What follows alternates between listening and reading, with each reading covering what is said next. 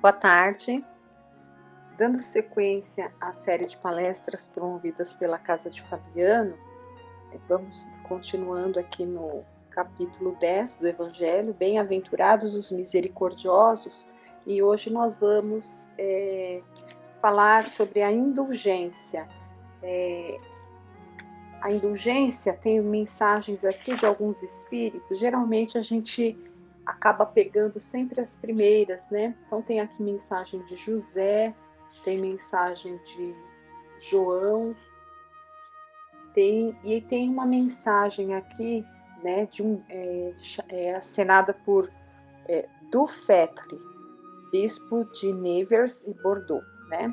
Então a gente vai pegar, hoje eu vou ler essa mensagem aqui, que não é um nome assim tão conhecido, né, para nós, mas se está aqui assinando o Livro dos Espíritos, certamente é um espírito aí da Pleiade de Jesus e tem muito a nos dizer. Então, né, então, na verdade, só vou pegar por essa ótica, por esse motivo, né, para a gente dar uma atenção para porque as mensagens são todas com o mesmo teor, todas falando sobre indulgência, mas eu quero pegar pelo olhar desse espírito aqui, né, do Fetre. Então ele começa saudando: queridos amigos, sede severos para vós mesmos e indulgentes para as fraquezas alheias. Então ele já começa fazendo uma recomendação a respeito da indulgência, já até conceituando que a indulgência é aquele sentimento que nós temos em excesso para conosco e falta para com os outros, né? Então, nesse conceito, nessa forma como ele recomenda, nesse conselho, ele já fala que a indulgência deve ser exercida muito mais com os outros do que conosco mesmo, né? Sede severos para vós mesmos e indulgentes para as fraquezas alheias. Então, sempre ter o olho bom para as coisas que os outros fazem e olhar com maior severidade para nós mesmos, porque quando a gente se agrada demais, se alisa demais e se desculpa demais, é muito mais difícil a nossa mudança, a nossa transformação, a nossa reforma íntima. Agora, quando a gente se olha, não é ficar se culpando sem parar, não é isso. Esse olhar severo para conosco mesmo, mas é um olhar assim, é olhar no espelho sem máscaras, né? Se enxergar cara a cara e com coragem. Precisa ter coragem. Para que a coragem? Coragem e humildade, né? Ou pelo menos um pouquinho, para que a gente consiga de verdade e francamente admitir que erramos, que falhamos, que temos fraquezas, né? Aí a gente consegue corrigir. Continuamos a leitura aqui. Essa é também uma forma de praticar a santa caridade, né? Então, ser indulgente também é uma forma de praticar a santa caridade, que bem poucos observam. Todos vós tendes más tendências a vencer, defeitos a corrigir, hábitos a modificar. Todos vós tendes um fardo mais ou menos pesado que alijar, para subir ao cume da montanha do progresso. Por que, pois, ser tão clarividentes quando se trata do próximo e tão cego quando se trata de vós mesmos? Então aqui até faz uma gente até uma lembrança na passagem do Evangelho que fala do argueiro e a trave no olho, né? Então a gente enxerga com tanta clareza os defeitos dos outros, mas o nosso defeito, que é imenso, a gente não consegue enxergar, né?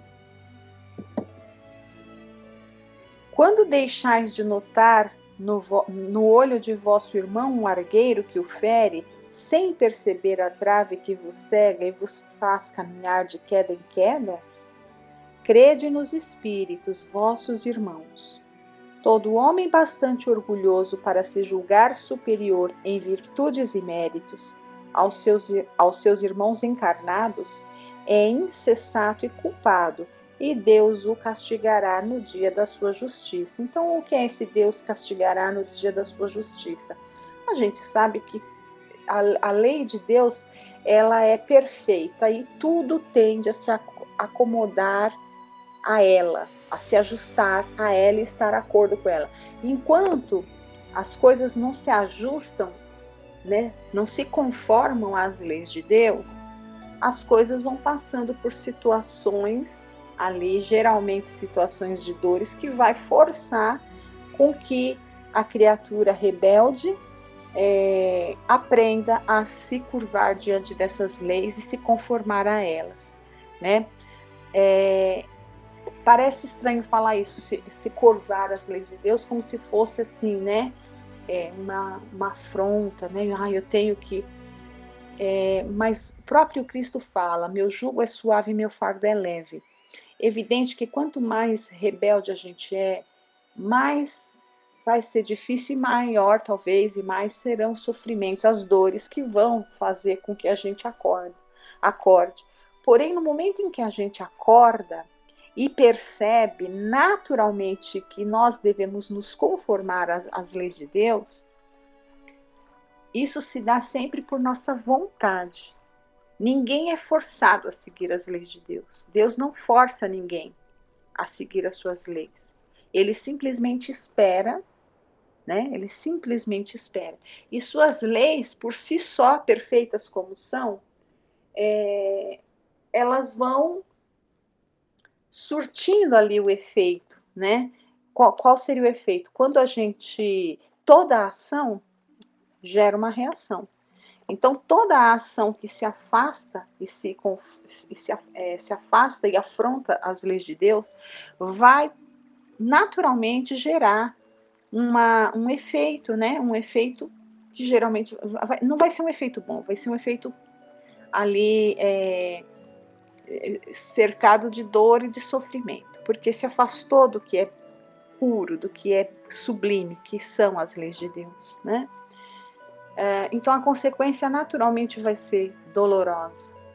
Aí, à medida que a gente percebe isso, né, e aí a gente percebe que se tivéssemos feito diferente não estaremos passando por tal situação, naturalmente a gente quer, a nossa consciência, o espírito, a centelha divina, né, essa parte da criação de Deus, aquela luz, aquela centelha que ele põe em nós ali, quando saímos das suas mãos ali simples e ignorantes, ela vai dar uma brilhada de uma maneira tal que naturalmente a gente vai perceber qual é o caminho que devemos tomar, mesmo sabendo que aquele caminho agora, ele vai ter percalços, vai ter ali as consequências do desajuste que eu fiz anteriormente, né?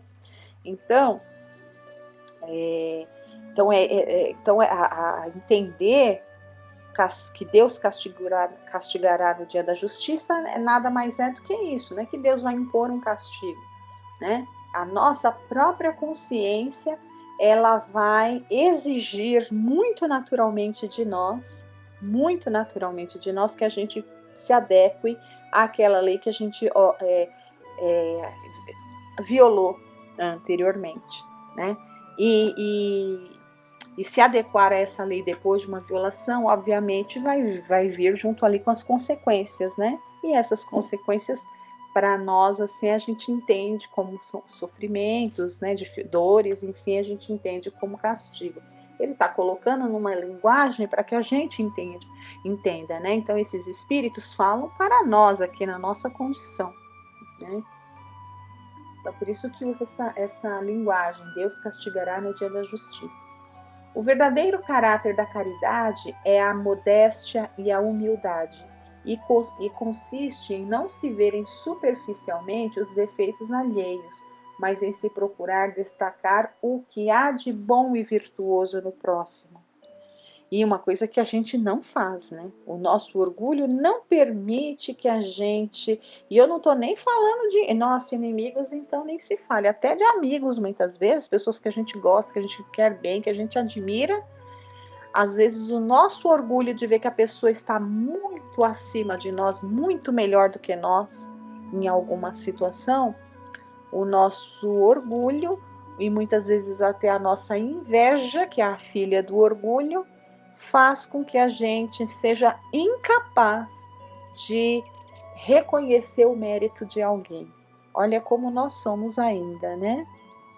Imagine então se a gente tem ali alguma dificuldade, se é uma pessoa com quem a gente não vai com a cara.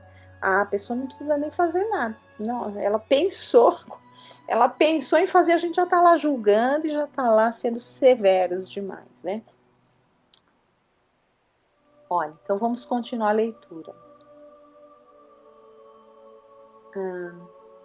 Então, olha, o verdadeiro caráter da caridade, a modéstia e a humildade, consiste em não se verem superficialmente os defeitos alheios, mas em se procurar destacar o que há de bom e virtuoso no próximo, né? Ver o que é bom, destacar o que a pessoa tem de bom, deixar nosso orgulho de lado e a nossa inveja, e reconhecer que existem pessoas que são melhores do que nós, sim, melhores do que nós nesse ou naquele aspecto, assim como nós talvez sejamos melhores numa ou outra situação, né? Então, assim, não é se rebaixar para ninguém, se rebaixar no sentido de achar, eu sou um lixo, não é nada disso, mas sim, existem pessoas que estão na nossa frente, existem, né? Pelo menos num ou outro aspecto, assim como nós também, num ou outro aspecto, podemos estar à frente de outros tantos. Porque se o coração humano é um abismo de corrupção, existem sempre nos seus mais ocultos refolhos os germes de alguns bons sentimentos, centelhas ardentes da essência espiritual. Então, a centelha de Deus, como eu estava falando anteriormente, uma hora ela há de brilhar e a gente perceber. E quando esse momento chega, creio eu, pelo ensinamento aí que os Espíritos nos dá, que é algo irresistível para o homem. A hora que chega o chamamento mesmo é irresistível. Quando o homem, quando nós, né, a humanidade, o ser humano, aqui a criatura, resolve acertar o seu passo, ela fica irredutível. Ela vai adiante. Ela pode até, sabe, ter ali, com certeza vai ter os percalços, porque até o caminho daqui até se aproximar um pouco mais de Deus, né, ficar numa condição de um espírito aí superior é muito e muito longo. Muitas quedas virão, mas não serão mais quedas voluntárias. O que são quedas voluntárias? A pessoa erra porque se compraz no erro e porque quer errar, porque se compraz, né? São quedas ali já são quedas de aprendizado. Caímos e já levantamos em seguida e não voltamos a cair de novo porque estamos ali nos corrigindo, né? Ou pelo menos vamos caindo cada vez menos. Espiritismo, doutrina consoladora e bendita. Felizes os que te conhecem e empregam proveitosamente os salutares ensinos dos Espíritos do Senhor. Para esses o ensino é claro, e ao longo de todo o caminho eles podem ler estas palavras que lhes indicam a maneira de atingir o alvo. Então, as palavras: caridade prática, caridade para o próximo como para si mesmo. Em uma palavra, caridade para com todos e amor de Deus sobre todas as coisas, porque o amor de Deus resume todos os deveres e porque é impossível amar a Deus sem praticar a caridade, e da qual ele faz uma lei para todas as criaturas. Pois é, né? E assim termina linda essa mensagem desse espírito, né? Do Fetre. E ele encerra nos convidando à prática da caridade, né? E qual é o lema da nossa doutrina? Fora da caridade não há salvação.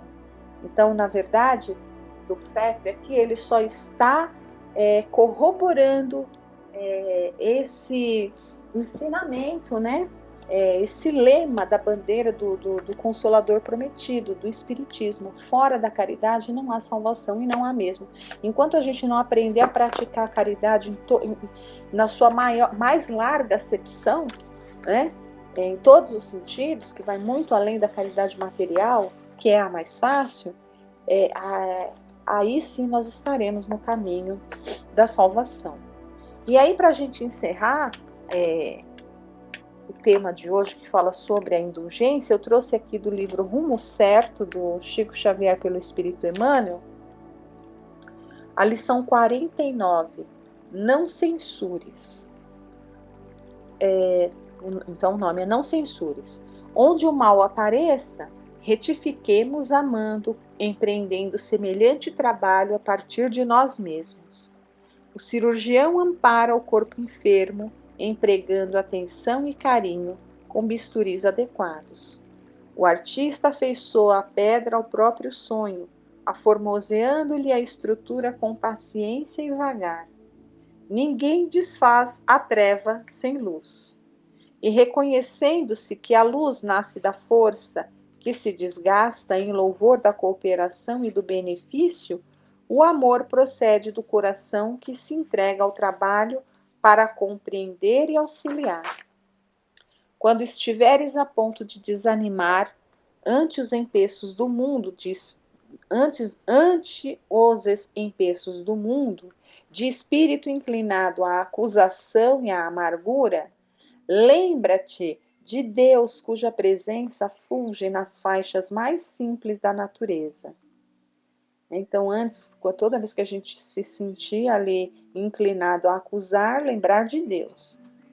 A divina sabedoria apoia a semente para que a semente germine, propiciando-lhe recursos imprescindíveis à existência. Nutre-lhe os rebentos, doando-lhes condições precisas para que se desenvolvam, e convertida a planta em árvore benfeitora, assegura-lhe a seiva e aguarda-lhe a ocasião justa para a colheita dos frutos de que enriquecerá o celeiro. Então, a gente também precisa aprender a ter paciência para com os outros, com as faltas alheias, e simplesmente esperar. Em toda a parte da terra, surpreendemos a esperança de Deus em função ativa, seja na pedra que se erguerá em utilidade, no carvão que se fará diamante, no espinheiral que se metamorfoseará em ninho de flores, na gleba inculta que se transfigurará em jardim. Deus opera com tempo igual para todos, e a própria sabedoria divina nos auxilia a todos indistintamente, agindo, criando, renovando e sublimando com apoio nas horas, sempre que nos vejamos defrontados por dificuldades e incompreensões. Saibamos servir com paciência e aprenderemos que, à frente dos problemas da vida, sejam eles quais forem, não existem razões para que venhamos a esmorecer ou desesperar. Né? Então, fica esse convite aí de Emmanuel para que a gente não censure ninguém, que a gente tenha paciência, que a gente saiba esperar, né? Que a gente, antes da gente ficar falando dos outros, que a gente trabalhe em nós mesmos, que a gente vá, né, lapidando a nossa joia interior, que a gente se preocupe em trabalhar os nossos sentimentos, ao invés de ficar observando a problemática alheia, né? Então, com esse convite que a gente fica essas reflexões, né, para que a gente de fato fique atento em relação a isso. E assim eu me despeço e desejando a todos uma excelente semana. Fiquem todos com Deus. Muito obrigada pela atenção.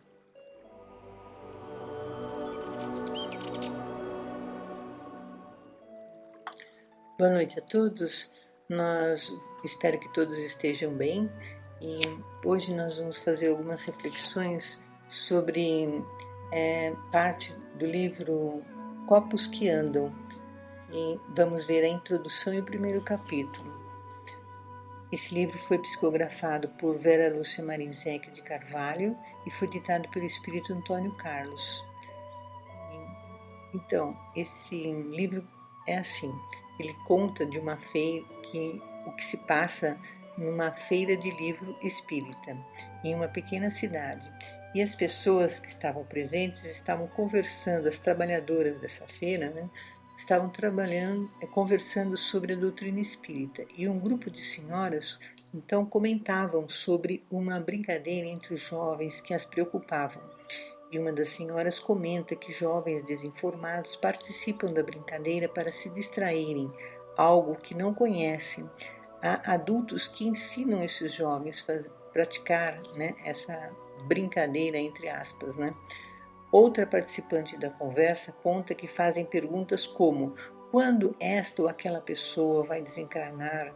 Elas obtêm respostas. Esta brincadeira está levando muitas pessoas passando por medos e apertos. Brincam com o que não conhecem e depois passam a temer as consequências. Essas senhoras dizem que os espíritos sempre têm uma resposta, porém,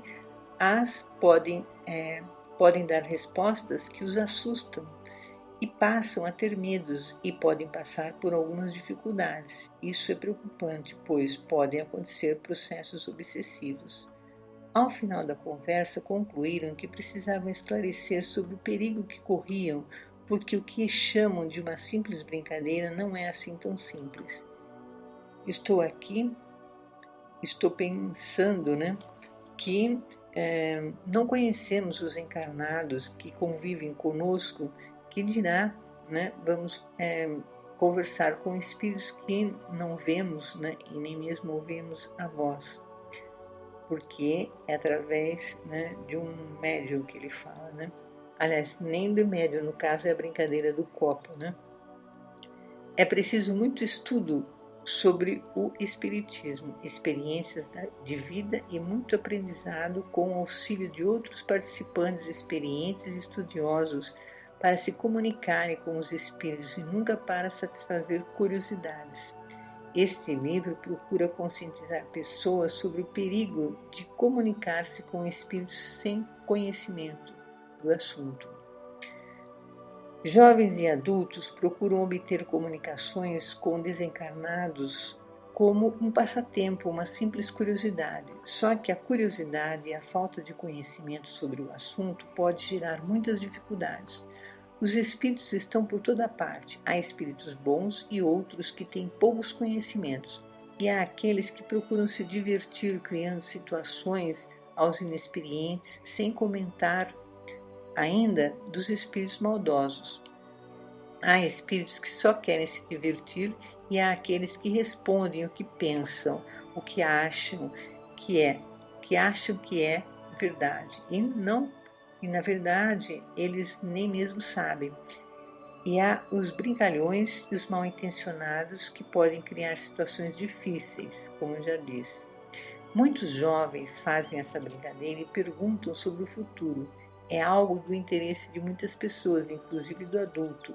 Mas o futuro é a gente que faz. Nós construímos o nosso caminho. Há planejamento antes da nossa encarnação. Mas isso não quer dizer que tudo está previsto. Os espíritos não têm conhecimento do destino dessa ou daquela pessoa. Saber o futuro é um assunto sério e só com a permissão de Deus pode ser revelado e jamais em ambientes de distrações e curiosidades. Os espíritos mais evoluídos trabalham no plano espiritual e têm muitas tarefas a realizar. A vida continua após a morte, portanto, o trabalho e o estudo fazem parte daqueles que se interessam pela sua própria evolução, mesmo no plano espiritual. Eles trabalham pelo nosso bem, pelo nosso progresso espiritual e assim estão evoluindo. Mas esses espíritos não têm tempo para atender às nossas curiosidades e nossos passatempos. Sobre conhecer o destino, muitos de nós participamos do planejamento de nossas próprias encarnações antes de nascer. Está gravado em nosso espírito. Não precisamos, portanto, saber o futuro antes do tempo. O importante é agir com consciência e fazer sempre o melhor que puder e estaremos conquistando o que planejamos no plano espiritual sem ter que saber o futuro antes do tempo. Pode-se invocar um espírito pelo seu nome, mas quem pode garantir que é ele mesmo que está se manifestando? Não é tão fácil identificar um espírito que quer se comunicar e podemos ser enganados com muita facilidade. Há casos de pais que ficam preocupados, acabam buscando o espiritismo porque o filho, depois da brincadeira, não consegue mais dormir, sentem medo, sentem alguém perto dele ou escutam barulhos. Essas invocações podem levar a processos obsessivos dolorosos. Aqueles que apresentam mais sensibilidade são os que mais correm risco. Adultos, em menor número que os jovens, também praticam esse passatempo ou brincadeira, que é prejudicial para todos. Às vezes, praticam esse passatempo fazendo perguntas sobre seus problemas, procurando obter soluções, ou tentam bisbilhotar a vida de outras pessoas, ou ainda querem saber o futuro. Os desencarnados, só porque perderam o corpo, não têm conhecimento nem do futuro deles mesmos, e muito menos dos outros. O futuro depende de nossas escolhas a cada momento. As encarnações são planejadas antes de nascer, mas é na encarnação, no dia a dia, é que construímos o nosso caminho. O futuro depende muito do livre-arbítrio de cada um. Depende do grau de conscientização sobre a importância da vida e da responsabilidade de cuidarmos de nós mesmos. E em certo momento chegam à feira 3 jovens. A avó desencarnada de uma delas a induz ir até a feira na expectativa de que a neta tivesse conhecimento do perigo que estavam correndo com a brincadeira de comunicar-se com os espíritos, pois não tinham conhecimento e nem amadurecimento suficiente para refletir sobre essas comunicações. A Marina, que é a neta do espírito, da avó, que como espírito a acompanhava, dirige-se a um dos vendedores de livros e pede para ele responder uma pergunta. Será que você pode me responder uma pergunta? A brincadeira do copo que anda é espírita? E o vendedor responde: o espiritismo é uma doutrina que ensina somente o bem, promove a modificação íntima das pessoas, tornando-as melhores. É uma religião séria que proporciona aos seus seguidores estudo e orientação. E respondendo à sua pergunta, esse divertimento não é espírita. O copo que anda constitui apenas um fenômeno mediúnico. O vendedor continua esclarecendo: não, minha filha, essa brincadeira não é espiritismo. Porém, nós espíritas entendemos que os mortos do corpo são vivos em espírito, ou, como também são chamados tantas vezes, de fantasmas, assombrações. Podem vir e brincar quando são chamados, entenderam? As jovens se assustaram, pensando que os espíritos são demônios. E o vendedor continua esclarecendo: desencarnados são os que vivem sem o corpo físico, estão vivos, apenas os corpos morreram. Continuamos a ser no além o que fomos aqui, pessoas sérias, ocupadas, não desperdiçam o tempo. Espíritos bons não participam de fenômenos mediúnicos que não visam o bem. Nessas brincadeiras participam espíritos que não têm o que fazer, são desocupados, brincam com as pessoas para se divertirem. Muitos deles podem ser maus, ou demônios, como você diz, porém, demônios são também nossos irmãos que, no momento, desconhecem o bem e afastaram-se de Deus. Aí uma das senhoras perguntam: por que querem participar desse divertimento? E uma das garotas responde: para saber o futuro, se vou casar, se vou estudar. Aí uma outra senhora responde: do futuro só Deus sabe. Esses espíritos levianos respondem o que lhes vem à mente, sem se importarem com a verdade. Mentem e divertem-se. Depois são almas de mortos que você não conhece. Você não tem medo? Pois deveriam temer os que participam da brincadeira. Por isso, não devem divertir-se com o copo que anda. As 3 jovens, depois do esclarecimento, resolveram não ir mais entrar nessa brincadeira. E a senhora diz que realmente é perigoso se algum espírito maldoso participa, né? Logo em seguida chegou a barraca um rapaz que deveria ter cerca de 30 anos, quando Toninha, uma das vendedoras, indagou-lhe o que queria, e ele respondeu: suicidar-me.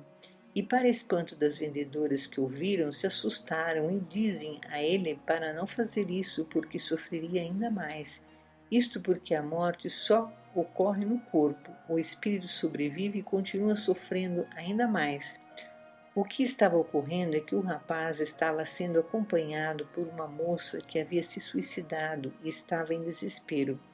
E ele começou a sentir e captar os pensamentos da suicida que o acompanhava. Só que ele não percebia isso e achava que era pensamento dele.